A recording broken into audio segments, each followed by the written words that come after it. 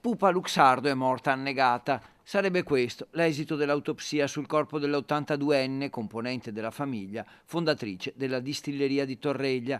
La donna aveva perso la vita nella piscina termale di un albergo di Teolo e inizialmente si era pensato ad un malore. Erano stati gli altri frequentatori della piscina, lo scorso 23 novembre, ad accorgersi che Pupa Luxardo era in difficoltà e l'avevano soccorsa, ma nonostante l'intervento dei sanitari del SUEM 118 era aspirata poco dopo. Nel registro degli indagati, con l'ipotesi di omicidio colposo, sono iscritti la badante, il bagnino e il titolare dell'hotel.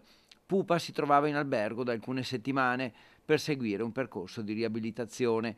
Ora le indagini si concluderanno con la relazione medica che probabilmente aiuterà a ricostruire meglio la dinamica dell'incidente e quindi i magistrati dovranno accertare le eventuali responsabilità sul piano della sicurezza.